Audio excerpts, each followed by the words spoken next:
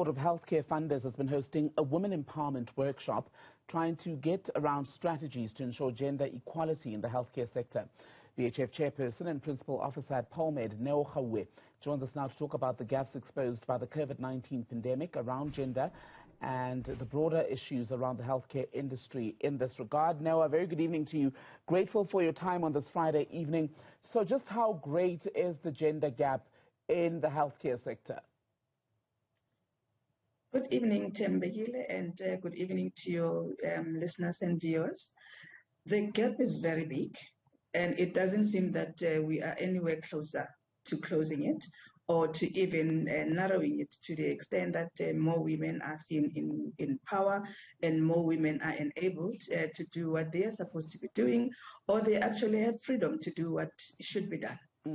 And when we talk about the gender gap across industries, a lot of women who at least I've been speaking to about this topic for years now, since the beginning of my career, say it's often not just about income, it's also about the hurdles that women have to jump through just to get to the top. Where are you seeing the greatest gaps? The environment generally is not enabling for women. For some reason, women are expected to create miracles at home, at work, in society in general. And for some reason, I don't know why is it that people believe that women don't have brain power or women are not capable. To start with, when a woman is placed in a position of power, they will not be remunerated at the same remuneration as their male counterparts for the same responsibilities, for the same job. In fact, women would even perform better than their male counterparts who had occupied that specific position. The other thing is that women, when they are given these positions of power, they are not allowed to make decisions because they are always second guessed. Somebody must just check whether the decision that a woman has made is a decision that can really stand the evaluation master. The other thing that women really are experiencing is that the environment is totally not enabling. The environment is very volatile for women. It's very abrasive. And women are not just allowed to be who they are. There are so many barriers that are placed before women when they are supposed to be placed in these positions of power. The other thing is that it's not like women want these positions of power for the sake of wanting them, or women want to compete with men. We want to compete with men on equal footing because our brain power and our energy is even better than the male. If you compare all women who occupied senior positions and actually evaluate their output, you'd realize that women has actually performed much better than men. In the healthcare environment, for instance, the majority are women. But women are sidelined to bedside or to caregiving than to occupying positions in courtrooms or decision making. And without women, it's going to be chaotic for men to operate on their own. What then are the marching orders? What is going to be done from the empowerment event that you held this week to make sure that it doesn't become another talk shop with no solutions? Precisely. That's why we wanted more women, or we enabled more women to attend this workshop, to make sure that we enable women to network. By networking, we are saying create more coaches, create more mentors, match women to ideal women who've actually walked the path. And we are making sure that we make it a KPI for those women who are already in key decision-making positions to make women empowerment or equality a discussion, or in fact even an evaluation factor in their own KPIs, to make sure that as a woman, if I'm empowered, there's got to be a number of women that I also empower to ensure that this debate that we left for a very long time in the hands of men can just stop. Because if you want somebody to do something for you, they'll do it, but they'll do it to a specific point. If you want it done, and you want it done perfect, you have to do it on your own. So the workshop empowered women to make sure that when they are in these decision-making powers, they can actually take up these positions, that the decisions or the discussions in the boardrooms are about women, and that we make sure that we remove barriers that discourages women from taking up these positions. If I have to pay a male counterpart, a CFO, a specific salary, I will pay to a same salary to a female CFO.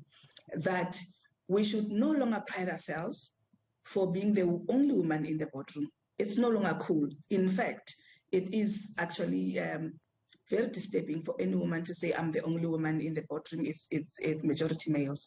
Women, when they get empowered, they must bring other women on board.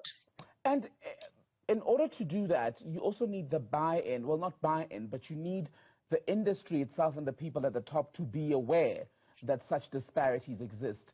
Are the people in charge of healthcare in this country, who are still predominantly male, are they hearing what you're saying? Are they willing to open up this space? Sembekile is dependent on us. I'll give you an example of what I did when I got to BHF in 2018. BHF, being a powerful industry body, had its first chairperson, black woman, some years ago. But the matter deteriorated a bit because, when people get used to it, they sort of forget about it. And the chairperson was male, the deputy chair was a male. When I hit that boardroom the very first time, I didn't know people in that room, and I requested, we cannot have a male chair and a deputy male. If a chairperson is a male, can we have a female deputy? And I said, I don't want to be nominated or elected as a deputy chairperson, but I'm saying there are women in this room who can also become deputy chairpersons. And BHF listened. The then deputy for that year in 2018 became a female. Subsequent to that, it has been a norm at BHF that if a male is a chairperson, the deputy should be a female. I am succeeding a male who was a chairperson of BHF for some years. It is my second year as a deputy chairperson. When organizations come to present to us, we look at who is presenting to us. If there's no female, we ask, could you not get a capable female to accompany you in this team? Or could you not employ capable women to lead in your organizations? And we must, as women, make sure that we challenge these decision makers as males. We make sure that we deliberately talk about it, we make noise about it, and we ensure that it does happen. So if we don't do it, we leave it to them, it won't happen. It's basically, as you're saying, it's basically women saying, enough of the asking for a seat at the table. You are now demanding that position, and you're going to take it up, even if the industry heavyweights, the men at the top, are not willing to give you those spaces. Precisely. And we've had excuses, by the way, with Tembekile, where people are saying, in this field, there are no women who are capable. And we challenged them. We gave them a list of women, and we said to them, test these women if they can't occupy those positions. Clearly, we found many of these women. It's just that as women, we've left it for a very long time in the hands of men. And now it is the time for us to take it upon ourselves to challenge these decision makers who are very rigid, who are refusing to make female decision makers. In fact, if they do give these females positions, and I had tokens. Pardon me now, we're losing you slightly. I mean, I had a conversation, I think 2-3 months ago, with someone at university level who was saying one of the things they notice, for example, as far as gender disparities in various industries, is that often when women students arrive at varsity, and even when they try to do their honors and their masters, they are channeled into various spaces of specialization, which then keeps them away from the more lucrative aspects of the trade. Are you seeing the same in healthcare? Specifically because we are believed not to be able to get into the tech space, for instance, you are believed not to be in finance. We are relegated into these apologetic positions of corporate affairs, of HR, of caregiving or key accounts manager positions. It cannot happen. We need to decide where we want to be. We need to decide and choose positions that are very relevant to us, because no one must decide where you should go. You should decide for yourself.